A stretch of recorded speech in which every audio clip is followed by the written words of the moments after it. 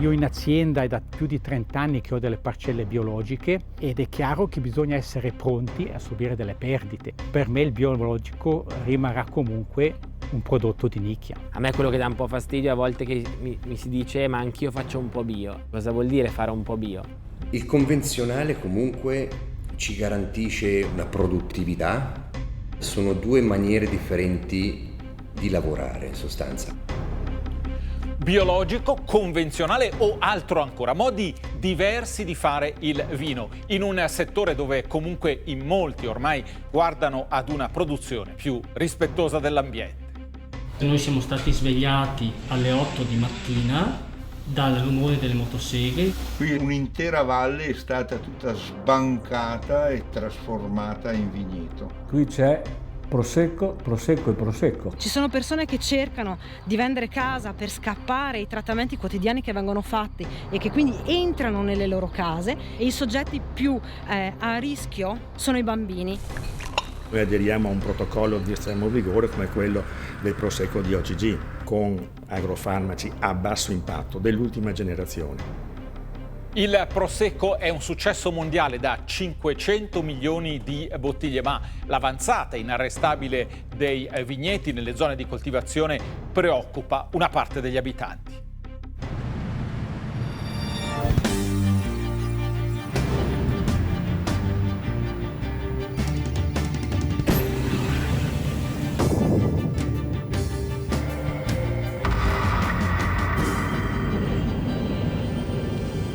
Buonasera e benvenuti a Falò. Allora, parliamo di vino questa sera. Avete visto nel sommario questo fenomeno incredibile del Prosecco, 500 milioni di bottiglie vendute l'anno, un fenomeno cresciuto soprattutto negli ultimi 2 decenni, che ha fatto molto discutere l'ambiente, anche appunto per i rapporti con l'ambiente nel senso della natura. Buonasera e benvenuto a Francesco Tettamano. Buonasera.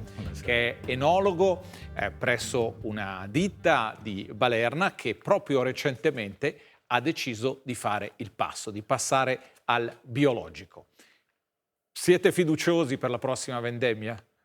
Ma quella appena conclusa devo dire che è andata molto bene, molto bene, soprattutto sul piano qualitativo, e ovviamente siamo molto fiduciosi anche per le prossime, anche perché abbiamo fatto un po' di esperienza negli anni scorsi. Certo, avete maturato l'esperienza necessaria per decidervi a fare questo passo. E allora, andiamo a vedere il servizio che ha realizzato Renato Pugina, dove sostanzialmente ci si chiede a che punto sta il bio, la produzione bio in Ticino, si può fare o non si può fare, quali sono le difficoltà. Vediamo il servizio e poi torniamo a parlarne in studio.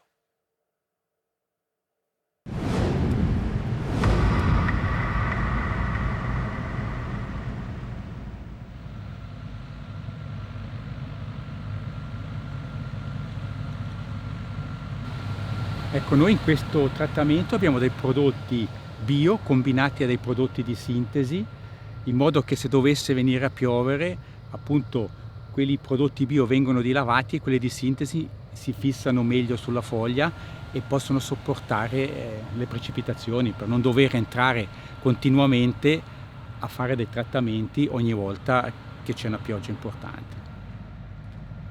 Se il clima fosse favorevole, tutti faremmo bio. Col rame e il zolfo si riescono a gestire le malattie della vite. Qui da noi dobbiamo lottare se vogliamo raccogliere il prodotto, soprattutto anche con un prodotto di qualità, perché se l'uva è ammalata la qualità dell'uva diminuisce, crea problemi anche in vinificazione. In Ticino cadono in media 1600 mm di pioggia all'anno. Un clima umido che favorisce lo sviluppo delle malattie della vite. Così, per la maggioranza dei viticoltori, i prodotti chimici, gli antiparassitari, meglio conosciuti come pesticidi, sono ancora ritenuti indispensabili per difendere i vigneti. Con un clima così, fare bio è più rischioso, un rischio che pochi possono assumersi. Eppure il biologico interessa e su una 90 di produttori ticinesi, quelli che passano al bio aumentano, anche se i numeri restano bassi. Su 1000 ettari di vigneti, solo il 4,4% è biologico, a fronte di una media del 10% nel resto della Svizzera. Il biologico è un ideale di coltivazione, non è facile, coltivare il biologico. Io in azienda è da più di 30 anni che ho delle parcelle biologiche ed è chiaro che bisogna essere pronti a subire delle perdite. L'azienda deve poi recuperare queste perdite con un aumento del prezzo di vendita del prodotto finito. Non tutti lo possono fare, quindi per me il biologico rimarrà comunque un prodotto di nicchia. Nell'azienda dei fratelli Bianchi, il biologico è soprattutto una scelta di vita. Le oche qui aiutano la coltivazione della vite mangiando l'erba sotto i filari per fare a meno dei diserbanti chimici. Fare bio è un po' un compromesso, la ricerca dell'equilibrio, quello che cerchiamo di fare sempre noi. E chiaramente questo equilibrio è sempre un po' verso il basso, non mira alla produttività, ma mira a un'agricoltura durabile nel tempo. Quindi l'obiettivo è quello che non abbiamo sempre, dobbiamo sempre intervenire, fare, disfare. Fare in modo che comunque tutto funzioni, intervenendo al modo giusto, al momento giusto, e poi appunto cercare di mettere insieme un po' tutti gli elementi, quindi sia gli insetti, gli animali, la gestione del suolo. Tutti questi sono fattori indispensabili per una gestione ideale del vigneto, almeno questo secondo noi. Si può eliminare la chimica senza nessun problema.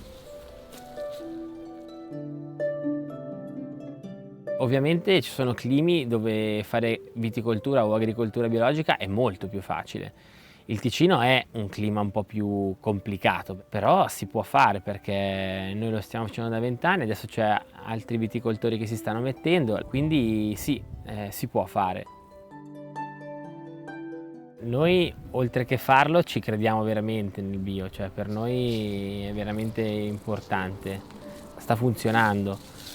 Sia dal punto di vista pratico, che chiaramente è fondamentale, ma anche dal punto di vista economico anche se chiaramente il Covid non ha aiutato, stiamo comunque riuscendo a sopravvivere, ecco, quindi siamo contenti.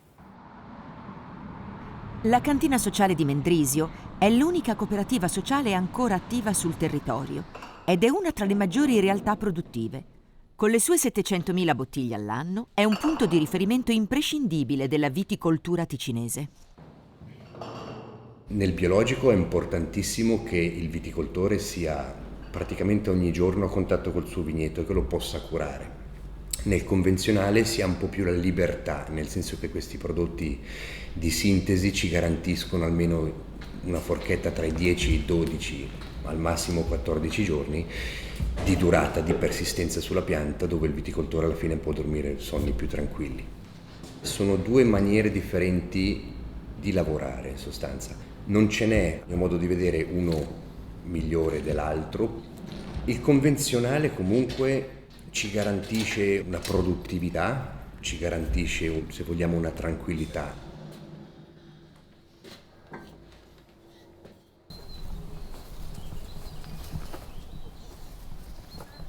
Nel biologico bisogna andare in modo molto più approfondito, perché basta un giorno o addirittura qualche ora di ritardo in un intervento per vedere anche delle grosse perdite quantitative e qualitative nel proprio vigneto. Ma nonostante i rischi, da quest'anno tutti gli 8 ettari dei vigneti Fumagalli, tra Arzo, Meride e Pedrinate, sono in conversione per produrre dalla vendemmia 2021 solo vino biologico.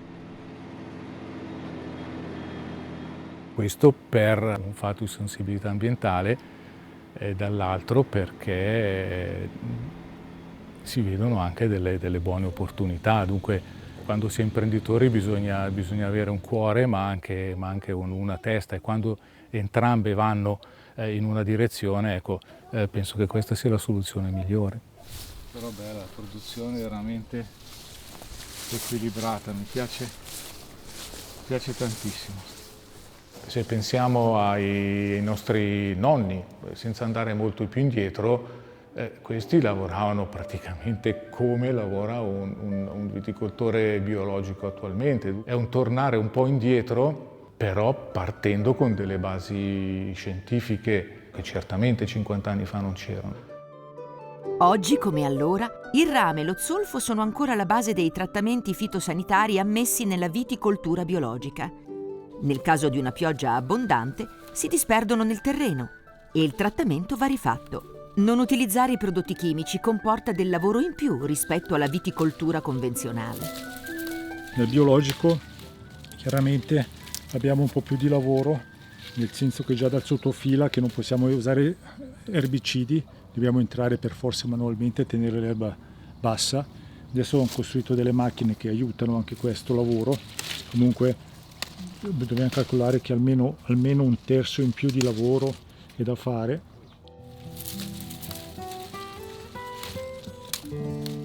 E forse la cosa che dimentichiamo maggiormente è che l'agricoltura biologica non è che voglia produrre esclusivamente dei prodotti salubri, ma guarda l'ambiente in modo preponderante. Si preoccupa addirittura forse più dell'ambiente di produzione che non tanto della sua propria produzione, perché è proprio tutto un insieme.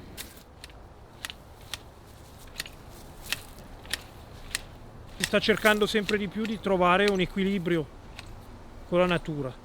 Si vuole aumentare questa biodiversità perché una volta il bosco era curato, poi non si è più curato, adesso si sta tornando a curarlo. Si vedono ritornare degli uccelli che erano spariti. Anche nella vigna si sta cercando di arrivare sempre di più a essere naturali, avere meno problemi e a cercare di gestirlo nel miglior modo possibile. Sia per quello che è il suolo, la terra, sia per quello che è l'aria, per quello che è le persone. Andrea Ferrari è il presidente dell'Associazione Viticoltori e Vinificatori Ticinesi. Coltiva i suoi 9 ettari di vigneti nel Mendrisiotto, secondo i principi della coltivazione integrata, ovvero riducendo al minimo la quantità dei prodotti chimici e usandoli solo in caso di necessità. Ma sta sperimentando anche strade alternative. Stiamo provando 3 vie. Allora, una via biologica 100%, una via di produzione integrata dove sappiamo che avremo 3-4, ma forse anche meno residui, e la terza via è integrata fino dopo il fiore, fino a quando si sa che questi trattamenti sistemici non rimangono nel vino, e poi da lì via prendiamo una via biologica. Vinificheremo tutto separatamente, poi faremo fare delle analisi, perché l'idea della viticoltura ticinese ma anche svizzera è di arrivare a diminuire o quasi eliminare tutto quello che sono i residui nel vino, anche se siamo a norma, sono sempre stati a norma, ma sono da eliminare. La viticoltura svizzera sta prendendo una direzione, diciamo, più ecologica e più naturale possibile.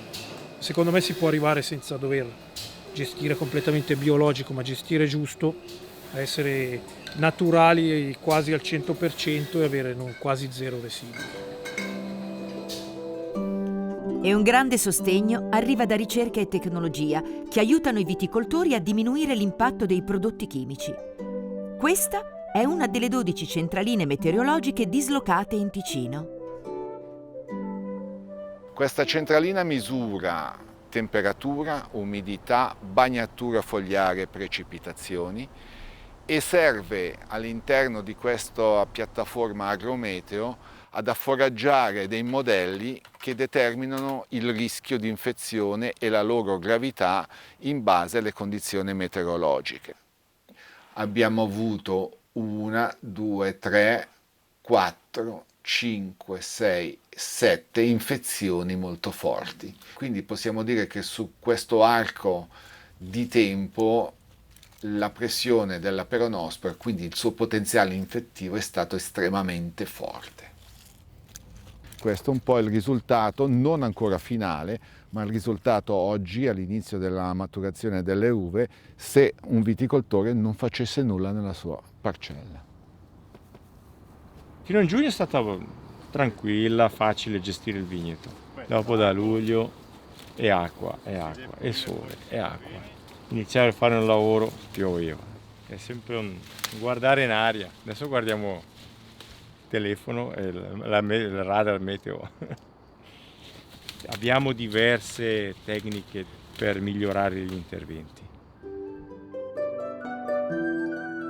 Mario Carrara coltiva ancora i suoi vigneti in forte pendenza sulle colline di Gordola. La memoria della presenza di queste vigne risale già al 1200 e si considera oggi viticoltura eroica per la fatica e la difficoltà che presenta.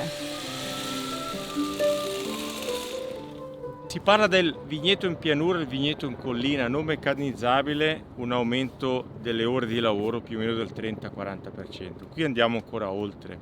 In più non si calcola mai anche la fatica.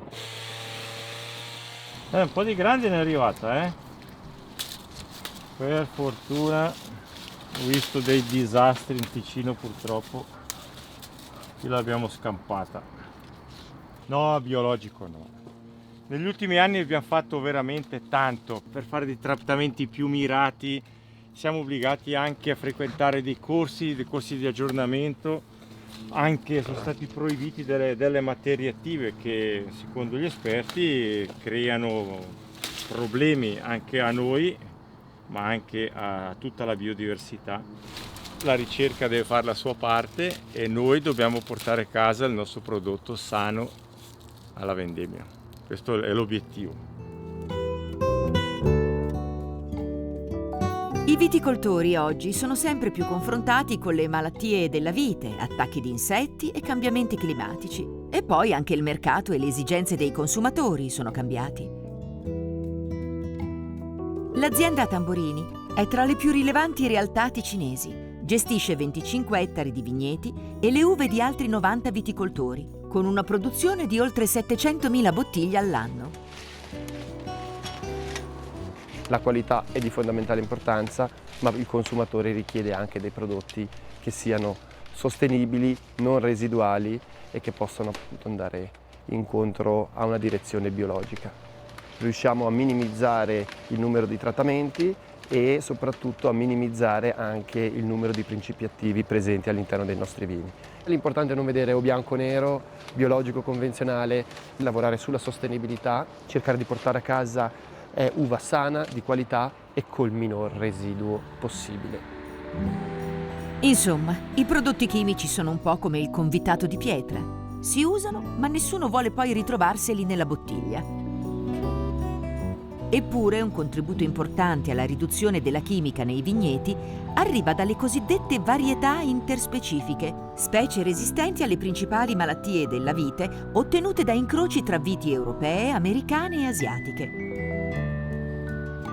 Richiedono solo 1 o 2 trattamenti a stagione, al posto degli 8 della viticoltura tradizionale. Ma in Ticino, dove il Merlot è il vitigno principale, faticano a farsi strada come alternativa valida. Si sta invece puntando abbastanza su questi vitigni interspecifici, ma anche qua il loro valore dovrà essere messo sul tavolo e quindi giudicato, ma sarà solo un discorso di strategie produttive che le filiere vitivinicole svizzere sceglieranno di avere nei prossimi anni. Dunque la viticoltura non è una realtà semplice, ma un mondo in continuo movimento tra sostenibilità ambientale, ricerca tecnologica, mercato. E il biologico suscita sempre più interesse anche nei viticoltori convenzionali.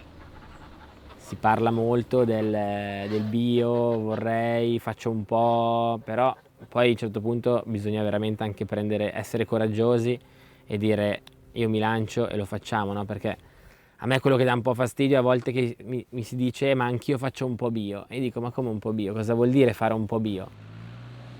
Il bio qui da noi, o almeno il bio che seguiamo noi, è veramente controllato. Cioè noi siamo controllati nelle fasi di produzione, quindi vengono a prelevare dei campioni in vigna, vengono a prelevare dei campioni a controllare durante le fasi di vinificazione, quindi durante la trasformazione, e poi hanno una terza verifica ancora una volta che poi il prodotto è stato commercializzato. Quindi vale veramente la pena credere nel bio.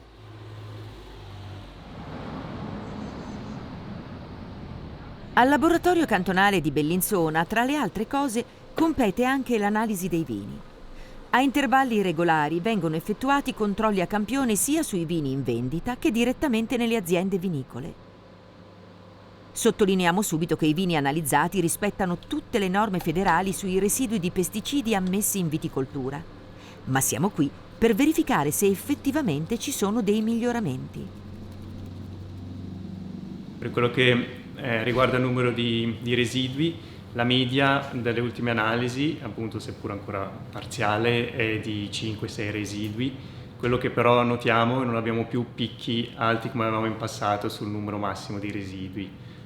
Ultimamente il vino con più residui ne aveva 7, in passato avevamo campagne dove avevamo vini con 8, 9, 10 fino a 11 residui. Ecco, quindi in questo senso vediamo una tendenza positiva.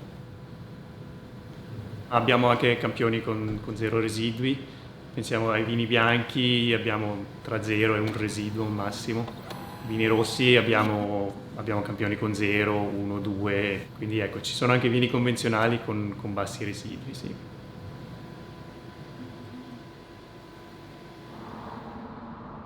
Alla cantina sociale di Mendrisio, più di 200 produttori portano le loro uve appena raccolte perché producano del buon vino che possa essere venduto. La viticoltura ticinese non è fatta solo dalle aziende. Alla base c'è una realtà di più di 2400 viticoltori, molti dei quali non professionisti. Diciamo che la cantina è evoluta negli ultimi 5 anni, proponendo dei piani di trattamento dapprima consigliati e dagli ultimi 2 anni imposti. E ogni socio che porta l'uva in cantina è obbligato a rispettare questo piano dei trattamenti. Se tutti seguono le direttive emanate dalla cantina, noi otteniamo dei vini che sono sicuramente, come lo sono sempre stati, nel rispetto delle norme e con un numero minore di residui di fitofarmaci nel vino.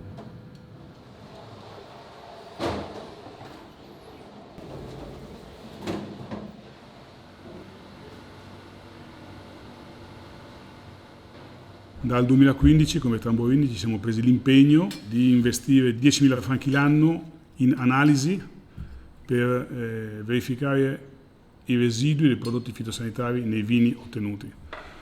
Abbiamo 1 o 2 prodotti come numero, ma come quantità siamo sotto 100 volte rispetto ai limiti e rispetto agli anni 2014-15 siamo 10 volte più bassi. Abbiamo fatto dei passi da gigante in questi anni. Così i produttori ticinesi sono sempre più attenti a produrre vini con pochi o 0 residui di sostanze, arrivare vicini al biologico ma senza convertire tutta l'azienda. Non è l'obiettivo della Tamburini avere una certificazione bio, perché abbiamo prevalentemente Merlot e Merlot è molto suscettibile alle intemperie e alle malattie fungine. Quello è un po' un problema per quanto riguarda la viticoltura bio. Si potrebbe fare, passare al bio, non dico di no, è più difficile, più complicato. Noi oggi garantiamo uno stipendio a una quarantina di dipendenti e quindi c'è anche una responsabilità sociale, insomma. Si deve quasi toccare il cielo per arrivare ai 6 ettari di vigneti che Marion Grange coltiva a quasi 900 metri e raggiungibili solo con una teleferica. Il clima caldo del Valdese ha favorito lo sviluppo della viticoltura biologica e qui il 21% dei vigneti è bio, il doppio della media nazionale. Marion Grange è una delle pioniere della coltivazione biologica e biodinamica. Il nostro motto è lavorare con scienza, coscienza e amore. Molto amore. E poi dopo uno organizza la sua vita come meglio crede. Produciamo in Svizzera con il prezzo della manodopera svizzera. E abbiamo delle importazioni massicce di vino, 7-8 milioni di litri che entrano a tariffe agevolate.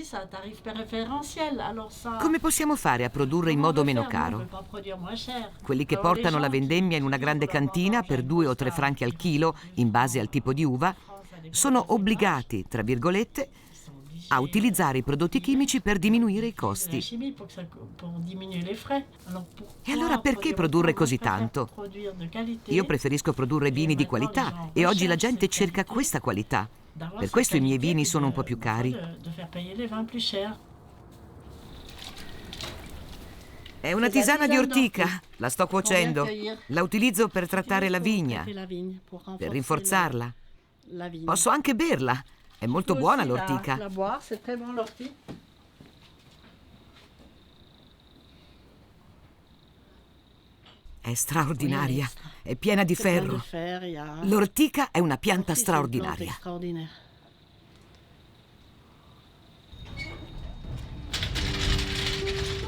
Può sembrare una scelta un po' naif e fuori dal tempo utilizzare la tisana d'ortica per proteggere il vigneto, ma chi fa viticoltura biodinamica crede che sia il modo migliore per arrivare ad una viticoltura al 100% in armonia con la natura. Ed è un metodo che suscita sempre più interesse. Vorremmo avere di meno viti, di meno filari, ma più ecodiversità. Stiamo un po' modificando quello che è anche l'infittimento a ettaro, cerchiamo di ridurlo leggermente in modo da lasciare più luce e più spazio a quelle che sono le piantine. La viticoltura decisamente radicale del poschiavino Marcel Zanolari ha ricevuto nel 2020 il premio per la sostenibilità da Idee Suisse. Zanolari coltiva e produce in Valtellina, che storicamente è una sorta di enclave agricola della Val Poschiavo.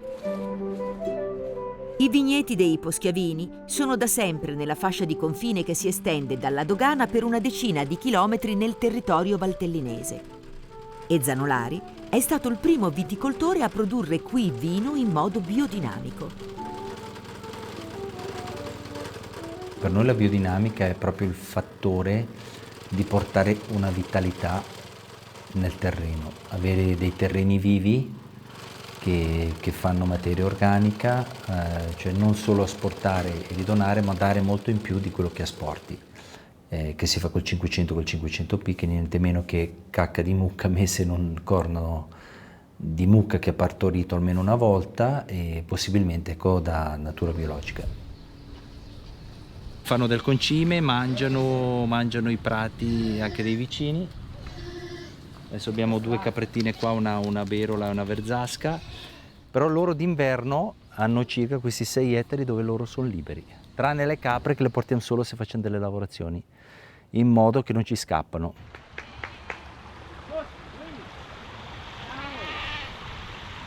Lo scopo delle capre è poi riuscire a fare il latte, almeno da loro, per usare, quando si fa il formaggio resta il latticello, il sirum, non so come lo dite voi in italiano, e questo usarlo per applicarlo sulle vigne, cercare di portare una specie di fungo che si è trovato che questo fungo mangia il fungo della peronospora e questo ci eviterebbe di entrare anche quelle poche volte col ramo.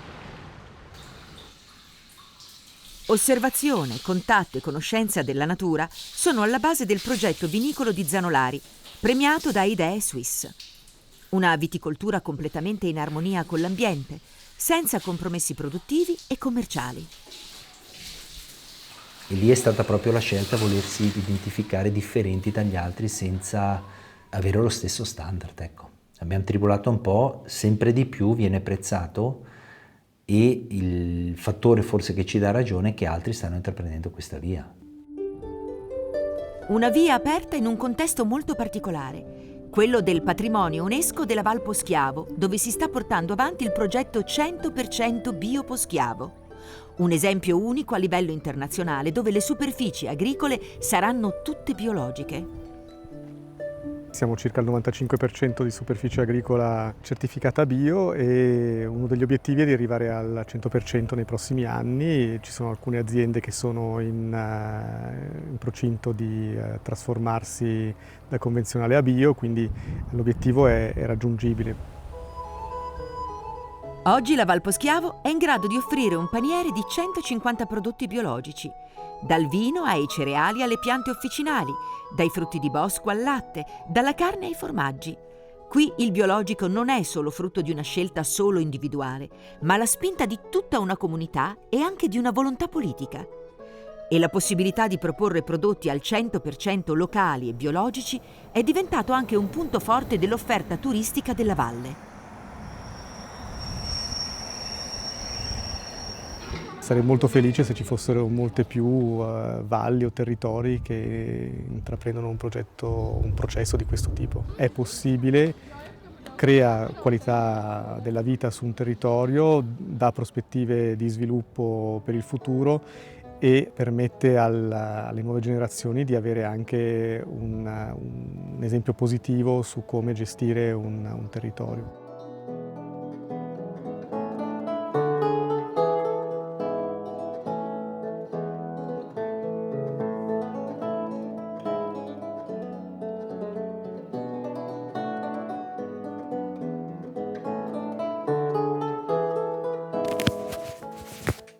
Allora, produzioni bio riguardo al Ticino, Francesco Tettamanti si è sempre detto abbiamo un clima sfavorevole, è difficile, eccetera. Voi, un'azienda importante di una certa taglia, l'anno scorso avete fatto, abbiamo detto all'inizio della presentazione, il gran passo. Che cosa vi ha convinto a fare questo passo? Ma i fattori sono, devo dire, molteplici. Il primo, devo dire, la qualità, perché con l'esperienza, anche degustando vini di amici che si sono convertiti alla viticoltura biologica in altre regioni, poi occupandoci anche con la casa madre di importazione di vini biologici dall'Italia principalmente, abbiamo visto che il passaggio al bio comporta in ogni caso un aumento qualitativo della produzione. In secondo luogo c'è un po' nel DNA della nostra azienda la grande vicinanza all'ambiente. Dunque bio, si è parlato molto nel servizio, molto bello tra l'altro, di prodotti fitosanitari, ma la viticoltura biologica prende tutto il vigneto a 360 gradi, dunque c'è un fatto di sostenibilità ambientale che deve essere sempre maggiormente rispettato, e questo è molto importante.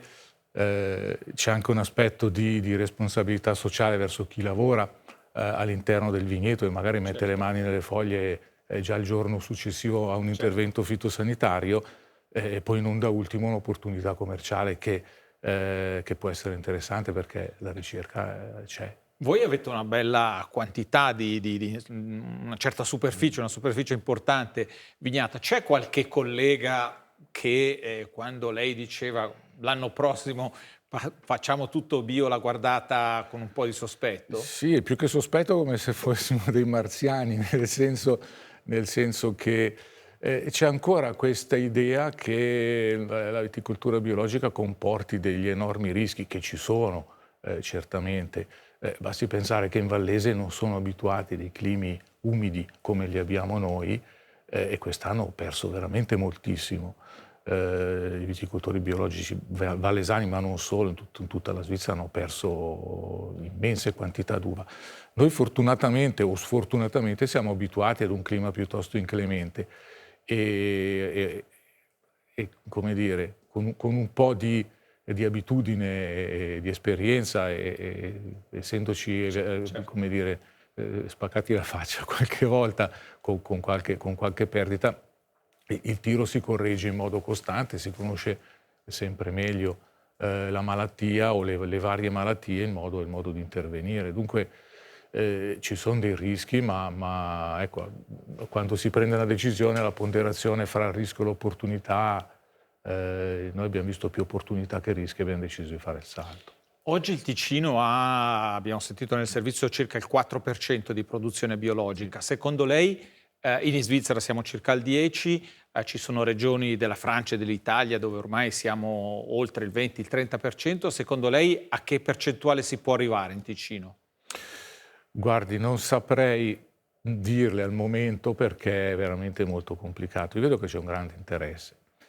C'è un grande interesse perché c'è una presa di coscienza, da un lato, una maggiore sensibilità ambientale. Qualcuno che faccia da apripista ci vuole. C'è stato prima con delle piccolissime realtà che venivano viste un po' come delle realtà alternative, anche un po' strampalate, da parte di molti colleghi, e devo dire forse anche a me compreso, perché la viticoltura biologica di 20 anni fa non era quella di adesso, perché c'era molto più integralismo sotto certi aspetti. Ma io ho l'impressione che Se chi fa bio, e penso che sia stato dimostrato in modo così molto chiaro che si possa fare della viticoltura bio di qualità in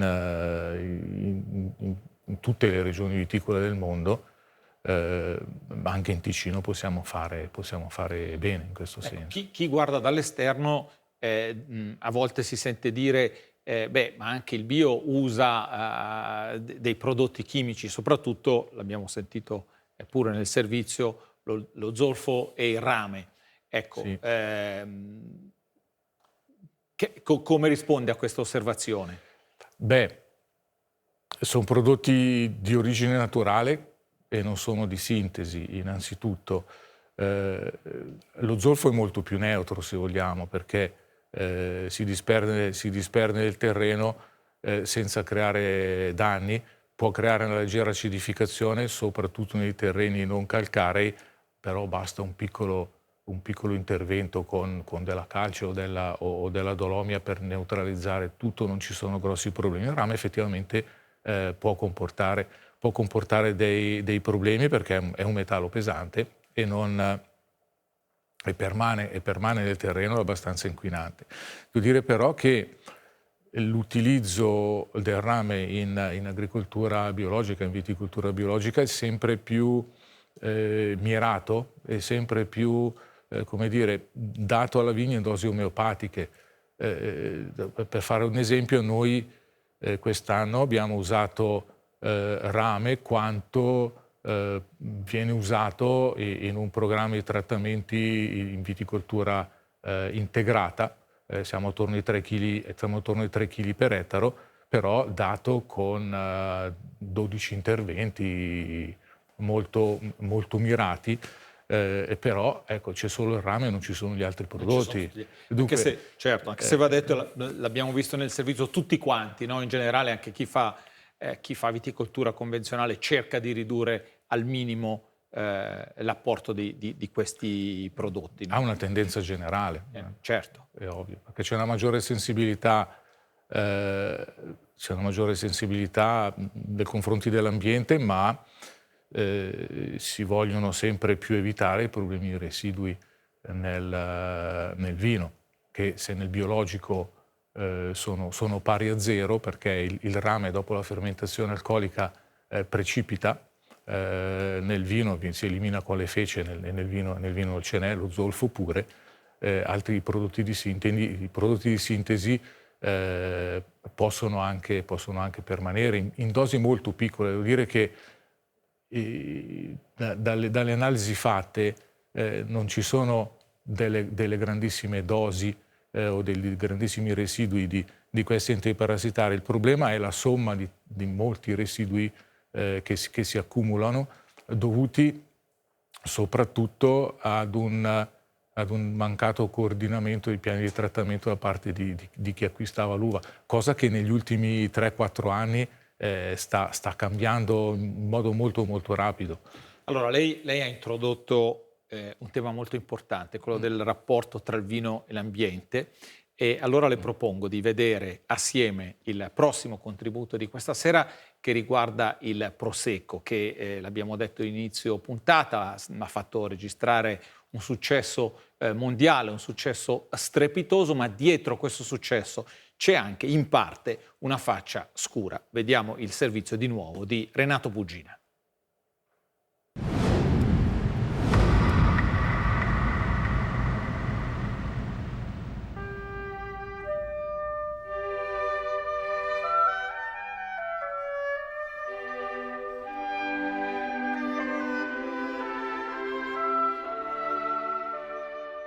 Per noi il mercato svizzero è un mercato straordinariamente importante, un mercato che negli ultimi anni è cresciuto. Sicuramente noi siamo posizionati in maniera percentualmente importante appunto nella grande distribuzione. Abbiamo il nostro player storico che è la Coop svizzera, attraverso la quale riusciamo a distribuire il nostro marca oro Valdobbiadene di OCG in tutti i cantoni svizzeri.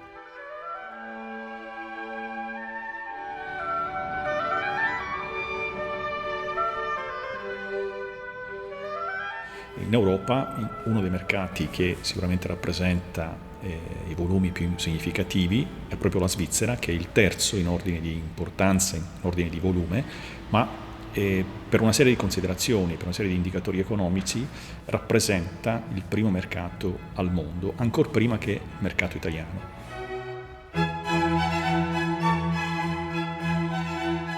Partiamo da qui, dalla passione travolgente che lega gli svizzeri alle bollicine del Prosecco superiore delle colline di Conegliano e Valdobbiadene.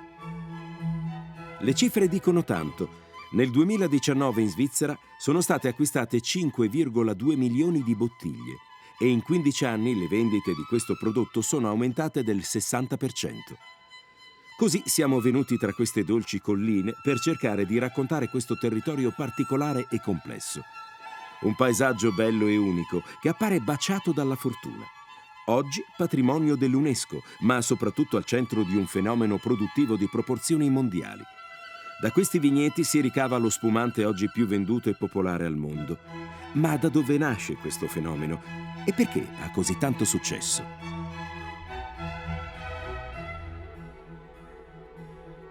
Questa è la casa dove ha preso origine quel fenomeno di cui si parlava prima e quella realtà che è diventata oggi, quel fenomeno del Prosecco che ha preso origine appunto dalla mente di Antonio Carpenè, il fondatore della nostra cantina. È stato appunto uno scienziato, un chimico, un enologo che riuscì a capire la potenzialità di questo territorio. Qui nacque il Prosecco appunto nel 1868 e sempre in questa azienda, in questa cantina, venne anche battezzato con questo nome.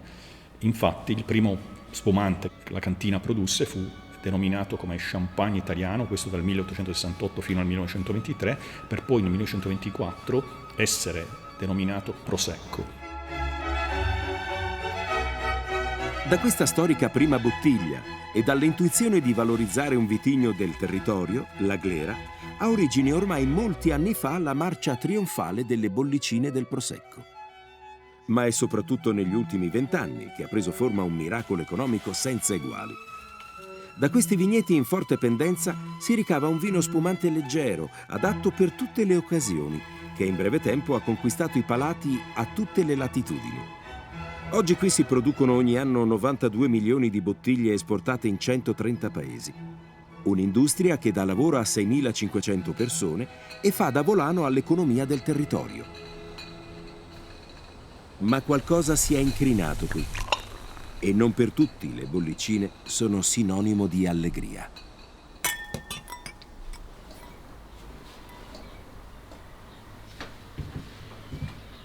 Ecco, questo è il vigneto, tutto questo è al bosco, tutto questo. È avvenuto improvvisamente, cioè noi siamo stati svegliati alle 8 di mattina dal rumore delle motoseghe senza nessun tipo di preavviso. Io non avevo mai capito cosa significasse vivere vicino a un bosco fin tanto che il bosco non mi è stato tolto. E poi tolto in questa maniera, che è stata una maniera particolarmente violenta, cioè senza preavviso, senza nessun tipo di dialogo. Anzi, se non vi va bene quello che stiamo facendo, potete andarvene di casa. Fabio Magro ha documentato tutto, dalla distruzione del bosco alla costruzione di un nuovo vigneto che gli si è materializzato davanti a casa nel giro di pochi mesi, cambiando radicalmente la vita della sua famiglia. Questo è un video interessante, siamo in centro al paese e questo dimostra anche la potenza del getto. Forse si vede ancora più chiaramente e anche quanta sostanza vada a bersaglio, cioè sulle viti, e quanta invece venga dispersa nell'aria. Vedete l'ampiezza? È una cosa che per me, pensando ho dei bambini piccoli, non era accettabile.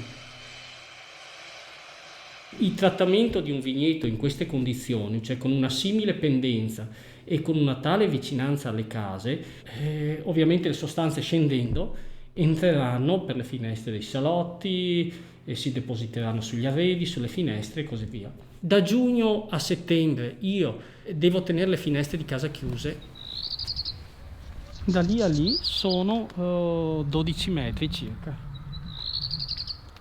È ovvio che noi dobbiamo tenerle chiuse. Come si fa? Io non me la sento di far prendere aria alle camere sapendo quello che è successo poche ore prima. Quindi ormai dobbiamo vivere così. Ritrovarsi un vigneto a pochi metri dalle finestre di casa e il timore per i trattamenti chimici ha indotto la famiglia di Fabio Magro alla decisione di andarsene per salvaguardare la loro salute. Anche perché la casa è vicina anche ad altri vigneti. Ma presa la decisione c'è stata un'altra amara sorpresa. La casa è rimasta in vendita per 1 anno e mezzo a un prezzo ribassato del 30% rispetto ai valori di acquisto e non si è presentato nessuno. Questa casa è invendibile e il fatto che lo renda invendibile è la sua vicinanza a un vigneto. È una storia di oggi che segnala un disagio. La spia di come l'equilibrio di questo territorio da cartolina, con l'armonica convivenza tra case e vigneti, si stia negli ultimi anni incrinando. Oggi c'è chi vuole andarsene da un luogo che è sempre stato visto come un paradiso e c'è anche chi deve adottare drastiche soluzioni per salvaguardare la propria salute.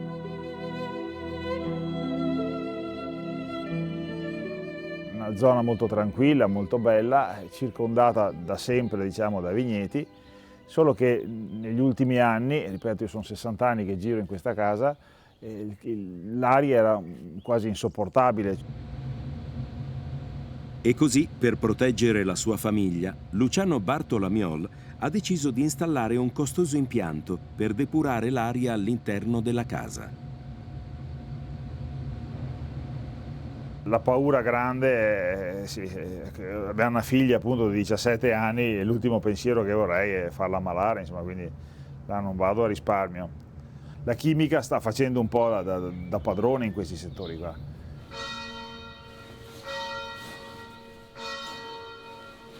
C'è questa paura, ecco, di questi fitofarmaci, anche una paura e una preoccupazione attorno a questa domanda.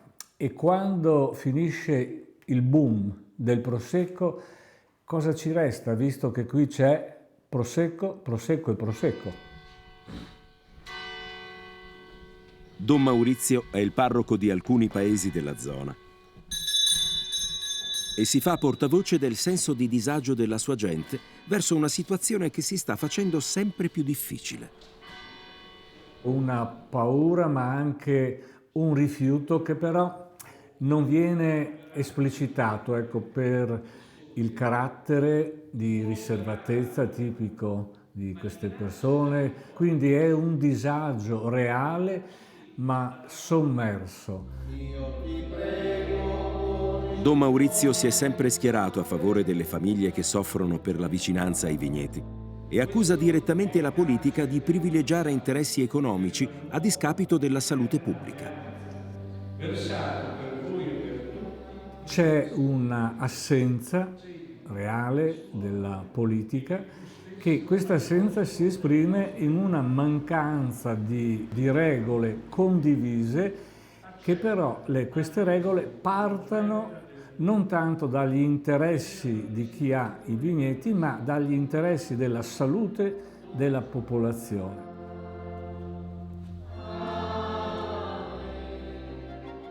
Dall'altra parte, il Consorzio di tutela del Prosecco di Conegliano e Valdobbiadene è molto attento all'immagine del suo territorio. I produttori non ci stanno a passare per insensibili all'ambiente e votati solo al profitto e ridimensionano le proteste della popolazione.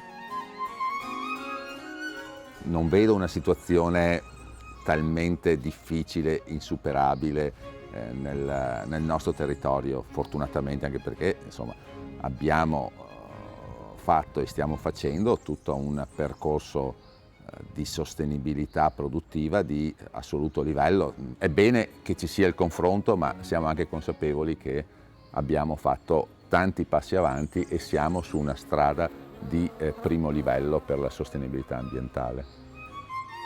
Una sostenibilità che, secondo il Consorzio, si manifesta in un disciplinare di produzione particolarmente restrittivo, che abolisce l'uso di alcune sostanze chimiche pericolose per l'ambiente come il folpet e il glifosato.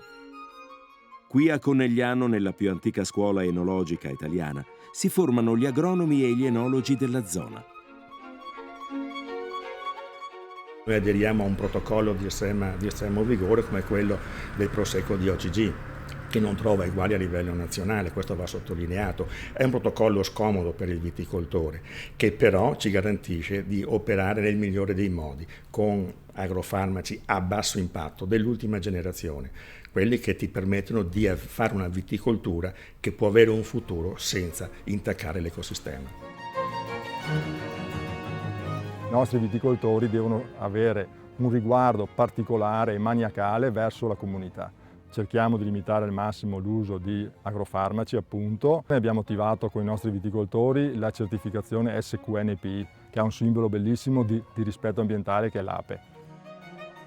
E coinvolgere anche e soprattutto la comunità nel nostro business, perché non è il business solo dei viticoltori, solo delle cantine, ma diventerà, e ne sono convinto, il business di tutta questa comunità. Già da domani iniziamo a impegnarci con dedizione su questi temi. Eppure la protesta non si ferma e se esiste un malessere sommerso, si è formato da qualche anno anche un dissenso organizzato.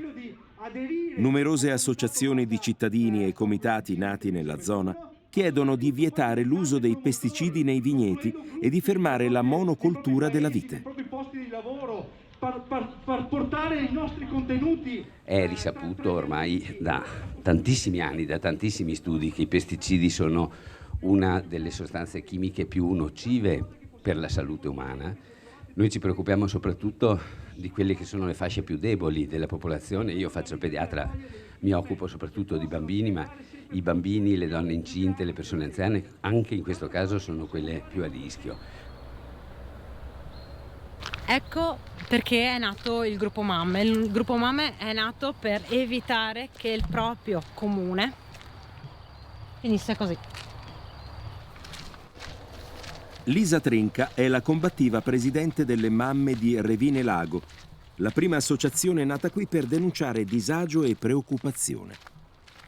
Viviamo quotidianamente a contatto con pesticidi, ci sono persone che cercano di vendere casa per scappare ai trattamenti quotidiani che vengono fatti e che quindi entrano nelle loro case, e i soggetti più a rischio sono i bambini.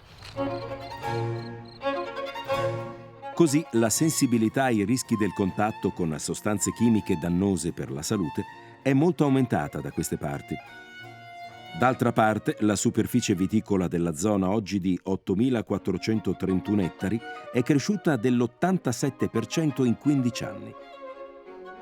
In questo tempo i vigneti si sono estesi un po' dappertutto, anche vicino a scuole, case e luoghi pubblici.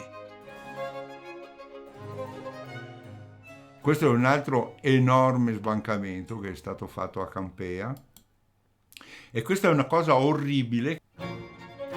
Gianluigi Salvador si batte da 20 anni per la salvaguardia dell'ambiente e contro la trasformazione del territorio in cui vive a favore della viticoltura. È un'intera collina e qui adesso tu ci vedi tutti i vigneti. C'erano boschi, c'erano prati, c'erano tutti. Un altro enorme sbancamento. Un'altra località, decine di ettari di terreno qui completamente, e qui c'è il fiume Soligo che passa vicino, un altro mega vigneto enorme, spaventoso, qui c'erano tutti boschi, qui un'intera valle è stata tutta sbancata e trasformata in vigneto. Un'altra escavazione qui dietro casa mia. Dopo un anno era già tutto trasformato con nuovi vigneti.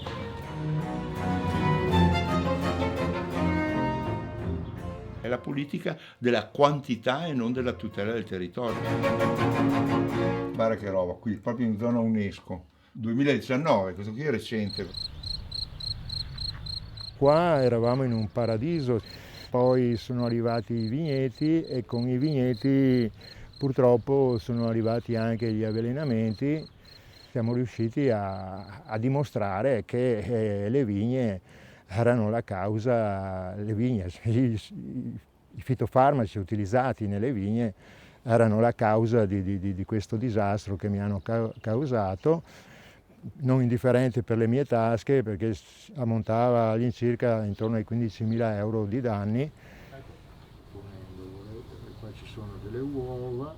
È un danno che avviene continuamente, però rimane sommerso, insomma, e nel 95% dei casi non avviene nessuna denuncia. Non c'è nessuno che controlla e quindi è un po' un far west, tutti quanti fanno quello che vogliono, quindi ci si ritrova con danni non indifferenti, insomma. Nei laboratori della Polo Lab si effettuano 20.000 test ogni anno a garanzia della qualità e della sicurezza dei vini. Si analizzano con le tecniche più sofisticate anche i vini della zona del Prosecco di OCG. Rispetto a 15 anni fa le cose sono nettamente migliorate, cioè 15 anni fa si trovavano 10-15 principi attivi e in quantità impreoccupanti, adesso no. Nel caso del Prosecco, specialmente del DOC G, nel senso la parte diciamo più alta, siamo 2-3 pesticidi, ma a quantità che sono attorno ai 20 ppb, si parla di microgrammi, cioè parti per miliardo, cose molto, molto blande. Parliamo che il limite di Melge sono 2000 ppb e noi troviamo 20-25. Quello che si irrora, nel vino ne va poco niente, sì, ma nel terreno, nell'erba, rimane, non si degrada. Penso che fra 20 anni ce l'abbiamo ancora lì, quindi è bene smettere quanto prima, insomma. Ovvio, dalla sera alla mattina è impossibile, però diciamo che c'è sensibilità da parte dei produttori a diminuire questi interventi fitofarmaci, però gli si deve dare gli strumenti in alternativa. Finché non gli si dà degli strumenti in alternativa non cambieremo mai, insomma. Un'alternativa però potrebbe essere la coltivazione biologica, ma è una scelta che pochi si sentono di portare avanti in una zona dove la piovosità è alta e l'umidità favorisce le malattie della vite. Ci vuole solo volontà da parte dei produttori, ma anche una coscienza politica diversa. Si può fare, è una strada in salita. Diciamo che è come per un trapezzista fare il suo numero con o senza rete. Eppure ci sono dei produttori che hanno avuto il coraggio di buttarsi senza rete. Sembra difficile fare a meno delle sostanze chimiche, ma non impossibile, e Ivo Nardi è uno di questi, uno dei pochi a fare una produzione interamente biologica e dal 2004 anche biodinamica nella sua azienda vinicola. Io mi ricordo che andando a aiutare mio padre nei trattamenti in vigneto, no, quando ero bambino, venivano usati contro il ragnetto rosso degli arseniati di piombo. Sono dei veleni neurotossici. Quando lui tornava a casa, per un giorno aveva tutto un tremolio, no, delle braccia, perché in qualche modo aveva assorbito queste molecole, no? E queste cose restano impresse, cioè proprio fanno male. Nasce così, da un doloroso ricordo dei genitori vignaioli, la scelta biologica di Ivo Nardi. E quando ha rilevato l'azienda vinicola, ha messo in atto il suo progetto. Una scelta che si è rivelata vincente anche in termini commerciali. La Perlage produce 2,5 milioni di bottiglie. Gestisce direttamente 15 ettari di vigneti e lavora le uve di altri produttori biologici per 120 ettari. Il 65% della sua produzione va all'estero e con la Svizzera ha instaurato un importante legame commerciale. Attraverso lo sviluppo della certificazione biologica con la certificazione BioSwiss, no? Che è un po' più restrittiva rispetto alla certificazione europea, ci ha permesso di entrare nel sistema Naturplan di Coop, che è stata per noi veramente una grande storia di successo. Diciamo che per noi è sempre stato un rapporto molto gratificante, perché i partner che abbiamo avuto l'opportunità di avere nel territorio svizzero sono stati molto riconoscenti anche al nostro lavoro, no? Non è facile sentire che il proprio lavoro è considerato utile, importante, valorizzato, no? Dunque non mancano anche qui esempi di aziende di successo nella produzione biologica. D'altra parte c'è una richiesta di mercato in forte ascesa e per stare al passo molti produttori di prosecco DOCG hanno inserito linee di vino biologico nel loro catalogo. Ma il biologico rappresenta solo il 2,5% sul totale della produzione. Il nostro dato di produzione biologica è in linea con il dato dello champagne. La tecnica migliore, ce lo dicono gli agronomi, di assoluto livello a livello internazionale, è quella proprio di intervenire con quelle sostanze a basso impatto ambientale che però garantiscono, come dire, la produzione dell'uva, perché credo che questo sia l'aspetto più importante. Si va in ginocchio o giù con la schiena, ecco così.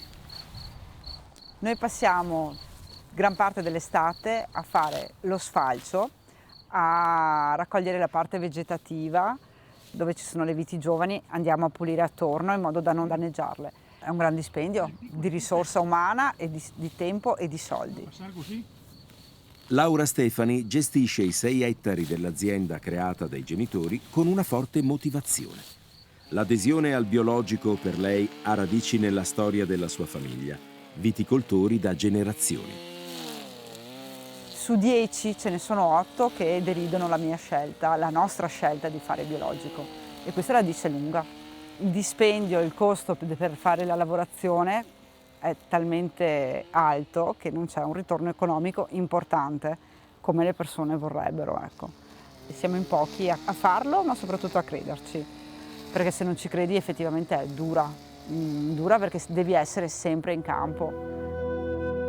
Siamo nel paese di Miane, nel cuore della produzione del prosecco DOCG. Laura è una produttrice indipendente e cura tutte le fasi della produzione, dalla vigna alla vendita.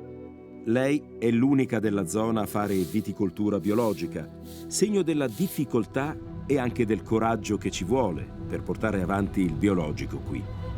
Noi avremmo potuto togliere i boschi e proseguire con i vigneti, ma non è stata una cosa che ci è neanche passata per la testa proprio. Non ci interessa, ecco.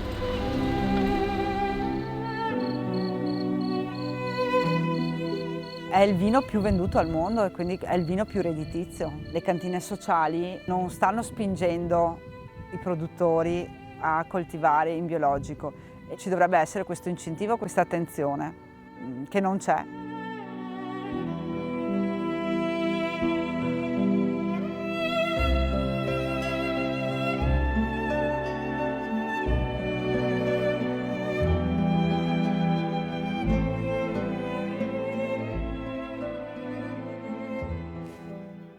Allora, un successo mondiale, ma nelle zone di produzione qualche conflitto c'è. Francesco Tettamati, sì. L'abbiamo visto, l'abbiamo sentito.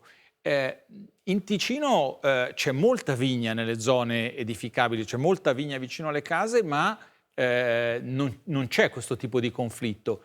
Come mai da noi non c'è? Ma può sembrare strano perché il Ticino è notoriamente un paese abbastanza litigioso sul piano dei rapporti di vicinato. Ma diciamo un paio di cose, che il vigneto torno a casa fa parte un po' della nostra cultura, del nostro paesaggio, dunque quando ci sono degli interventi fitosanitari, sovente il proprietario di casa che lo fa nel proprio vigneto, certo, il suo vicino è un altro viticoltore che ha lo stesso problema. Però, contrariamente a quanto è stato mostrato, dove c'erano i cannoni da neve ma trasformati in cannoni per spargimento di prodotti fitosanitari con delle derive immense, da noi questo non esiste. non esiste per vari motivi, il fatto strutturale soprattutto dei vigneti, le pendenze e quant'altro, e da noi si usano, specialmente nei vigneti, nei ronchi dove ci sono le ville, dove ci sono le case, dei prodotti, dei diffusori che hanno delle derive molto molto più piccole, sono degli atomizzatori a spalla sovente che hanno un getto di pochi metri. Il motivo però questi generano altri motivi di conflitti, che sono i rumori molesti che sovente sono fonti di litigi tra vicini, soprattutto durante il weekend. Altra cosa che abbiamo visto nel filmato è i boschi. Abbiamo visto che nelle zone del Prosecco dove si produce il Prosecco i boschi vengono eliminati. Questo da noi non si può fare. No, la legge forestale per fortuna impedisce il dissodamento di boschi e la trasformazione in vigneto. Questo è assodato da decenni, dunque in casi rarissimi è possibile dissodare un bosco, ma chi lo dissoda è obbligato a compensare questa superficie da un'altra parte e ripiantarlo, e non lo fa praticamente nessuno. In generale, comunque, diciamo, al di là del fatto che il caso Prosecco è un caso estremo, si ripropone quello di cui abbiamo parlato un po' all'inizio di questa puntata, cioè che il consumatore, la società in generale sono sempre più attenti alle questioni ambientali. Se qualcuno guardava il vino bio 20 anni fa, oggi si guarda il vino bio in un altro modo e con delle altre ragioni. Beh, direi di sì, perché diciamo 20-25 anni fa l'azienda per la quale lavoro commercializza da quasi 30 anni vini biologici. In questi anni è cambiato moltissimo. Prima era veramente un mercato di nicchia, dove i vini biologici erano sovente anche un po' particolari, diciamo così, perché erano prodotti anche con un'ottica anche un po' integralista, anche in cantina. Tutto nel tempo è cambiato e io penso che attualmente la differenza qualitativa, ma l'ho detto anche all'inizio, fra un vino biologico e un vino convenzionale molte volte va a favore del vino biologico. Dunque, perché c'è più equilibrio in vigna, gli acini sono più piccoli, ci sono più profumi, dunque, e la viticoltura segue ed è basata su criteri scientifici con degli enologi molto validi che lo vinificano. In Svizzera c'è anche un grosso interesse per questo tipo di produzione, sicuramente maggiore rispetto ad altri paesi, importatori grossi come la Germania per esempio, ma il Prosecco è uno dei vini dove sul biologico tira parecchio. Allora, siamo quasi arrivati alla fine della nostra puntata di questa sera. C'è ancora un contributo che riguarda il Vallese, dove da una parte si fa più biologico che nel resto della Svizzera, ma dall'altra si usano ancora dei metodi che non si usano quasi più da nessuna parte, vale a dire lo spargimento di certi prodotti addirittura con gli elicotteri. Un ultimo contributo di qualche minuto e poi chiudiamo la nostra discussione in studio.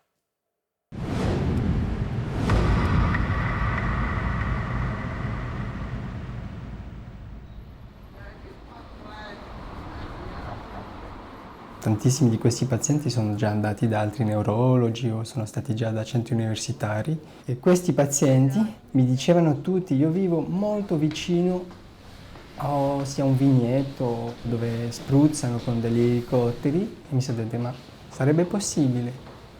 Ho cominciato da lì è cominciata la storia. A Sion, il neurologo Sittide Raymond negli ultimi 2 anni ha diagnosticato in 35 suoi pazienti gravi malattie degenerative come Alzheimer e Parkinson, senza trovarne cause o spiegazioni. Qui in Vallese si produce il 33% del vino svizzero. Le vigne sono parte integrante del territorio, vicino alle case, e l'utilizzo dell'elicottero per i trattamenti dei vigneti è ancora una pratica normale.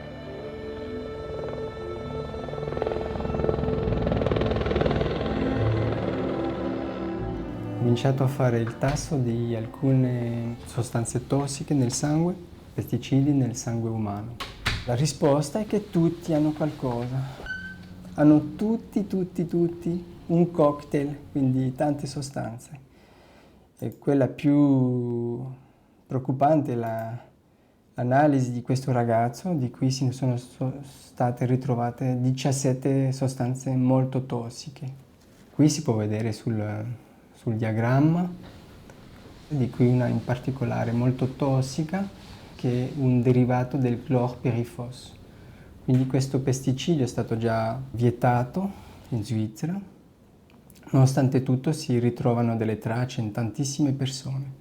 Insomma, a quel ragazzo lì non gli è stata trovata nessuna soluzione, purtroppo, e non abbiamo nessun'altra spiegazione, né genetica, né niente. Quindi qui si vede la professione, se c'è un'esposizione professionale, tipo un agricoltore, l'età, qui i sintomi, qui le sostanze che sono state ritrovate. Poi qui come sono andate le cose per questi pazienti.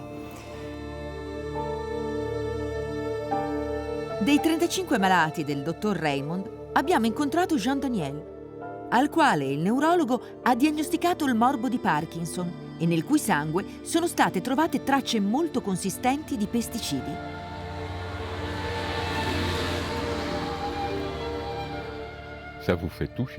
Ho toccato con mano gli effetti di tutte le sostanze chimiche che ci circondano e mi sono accorto di esserci dentro in pieno.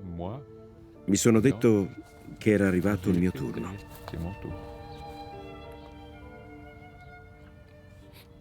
E questo è molto impressionante.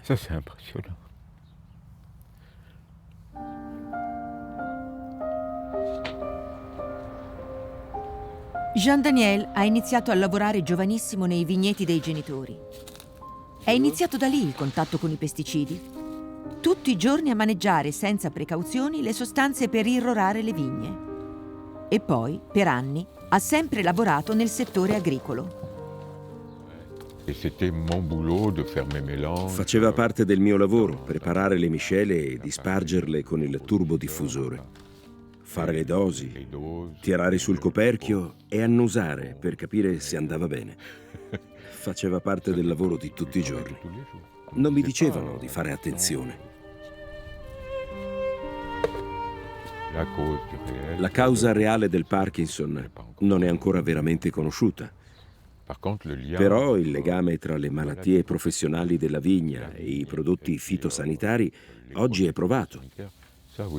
Ma allora io non me ne preoccupavo per niente. Jean Daniel è entrato in contatto con i pesticidi per via del suo lavoro. Ma secondo la ricerca del dottor Raymond, le conseguenze del contatto con i prodotti chimici si rilevano anche nella popolazione generale. E il suo è uno studio che non è mai stato fatto prima in tutta la Svizzera. Non c'è nessun dato. Se lei ricerca nel Tox-Zentrum di Zurigo, se va in tutti i centri di tossicologia di tutte le università, perché io ho chiamato Basilea, Zurigo, Berna, Losanna, Ginevra, tutti i centri di tossicologia, nessuno ha un dato. Marie-Thérèse Chappat è una figura storica della realtà viticola vallesana. È stata per molti anni la rappresentante di tutti i viticoltori indipendenti. E anche se è una pioniera della coltivazione biologica in Vallese, difende i suoi colleghi che lavorano la vigna con metodi convenzionali. Si dà sempre la colpa ai coltivatori, ma non è colpa loro. Loro vogliono sopravvivere, vogliono vivere. La colpa è delle priorità da dare. La Svizzera vuole un'agricoltura sostenibile? Un'agricoltura che abbia importanza perché è l'agricoltura che nutre la gente. E queste sono decisioni politiche. La responsabilità è di chi li fabbrica.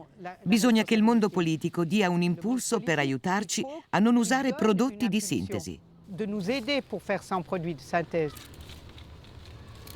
Per questo la Chappat già da molto tempo è passata alla coltivazione biologica e biodinamica, sulla spinta di una forte presa di coscienza. È stata una rivelazione. Si può fare in un altro modo, perché mi ha sempre dato fastidio il modo in cui lavoravo. I diserbanti, i prodotti di sintesi, l'odore di questi prodotti. È un cammino verso una presa di coscienza. Ma è ancora difficile prendere atto di una realtà così scomoda e la ricerca del dottor Raymond non ha ancora ricevuto un riscontro. Sono andato dal medico cantonale per chiedergli se aveva l'intenzione di fare qualcosa. Gli ho fatto almeno 20 proposte e la risposta è stata: facciamo nulla. E purtroppo questo studio non è stato seguito da nessuna università finora. Allora, l'uso di certi prodotti e i problemi della salute, l'abbiamo detto più volte nel corso di questa serata. Abbiamo visto alla fine una produttrice biologica che dice però che prima ha fatto per tanti anni l'altro. In fondo un po' il percorso che ha fatto lei. Sì, tra l'altro con Maria Teresa abbiamo frequentato gli stessi banchi di scuola a Shenzhen un sacco di anni fa.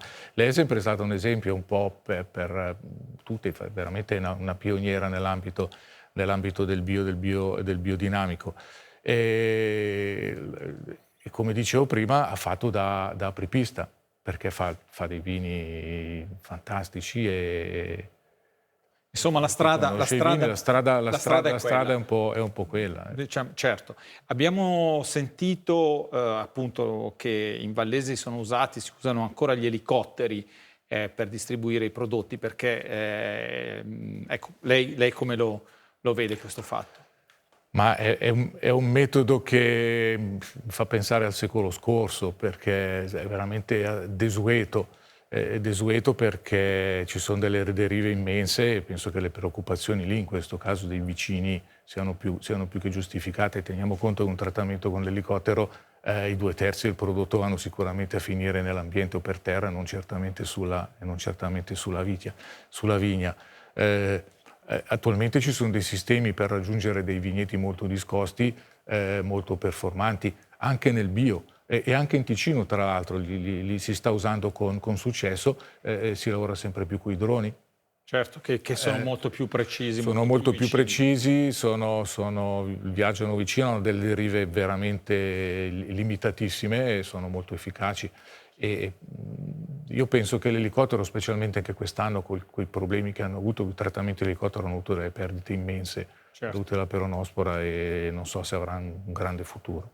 Allora, prima di chiudere ancora 2 domande che ci sono arrivate questa sera dal pubblico, gliele propongo. Perché ostinarsi a coltivare viti che sono soggette a tante malattie con conseguenze di maggiori trattamenti quando ci sono tipi di viti più resistenti e meno soggetti a queste malattie? Brevemente, se ce la facciamo, è una questione molto complessa. Ci sono 2 fattori. Primo, una vita ha una durata media tra i 25 e i 30 anni. Dunque, si rimpiazzano i vigneti che sono vecchi. Certo. E questo comporta un lasso di tempo molto, molto lungo. Questo è un primo fattore. Il secondo fattore è un problema qualitativo di richiesta da parte del consumatore. Se il consumatore vuole del Merlot, vuole del Pinot Nero e non vuole del Regent o del Di Vico, il produttore segue il mercato. Dunque, fin quando da parte del consumatore non ci sarà una forte richiesta per questo tipo di vini, io temo che il mercato ci metterà un po' ad adattarsi a questi nomi nuovi. E la produzione si adeguerà. Però, visti i successi positivi che ci sono anche con le viti tradizionali, penso che si possa perlomeno sperare in un periodo transitorio abbastanza tranquillo, ma sempre con un'ottica di rispetto dell'ambiente e del consumatore sempre maggiore. E allora veniamo a un'ultima domanda. I vigneti che sono sempre stati trattati con della chimica non mantengono questi elementi nel terreno? È possibile davvero convertire la propria parcella al bio? Qui lei può rispondere direttamente, visto che l'avete fatto. Diciamo che allora chi si converte al bio era già, come dire, molto sensibile, perché uno non è che passa dalla mattina alla sera, dalla convenzionale al bio. Dunque questi vigneti hanno già vissuto un periodo di transizione più o meno lungo, primo. E poi in ogni caso ogni conversione al bio comporta un periodo appunto di conversione alla quale si può definire il vino in etichetta in conversione, dunque il consumatore sa che è in un periodo transitorio che dura generalmente 3 anni e solo a partire dal 4º anno si può partire col bio. Questo permette di evitare il trascinarsi di determinate materie attive. E poi chi è veramente sensibile, adesso si parla di microrganismi effettivi, ci sono dei microrganismi che si possono coltivare, si possono spargere nel terreno, che aiutano notevolmente il degradamento di queste sostanze che sono state messe in precedenza e aiutano moltissimo. Dunque sì, si può fare senza problemi. Francesco Tettamanti, io la ringrazio per essere intervenuto a Falò questa sera. Il nostro appuntamento si rinnova naturalmente tra 7 giorni, parleremo del polo sportivo e degli eventi di Lugano, si vota a fine mese e gli argomenti dei favorevoli e dei contrari stanno tenendo banco, noi vi faremo il punto della situazione. A giovedì prossimo, grazie per averci seguito anche questa sera.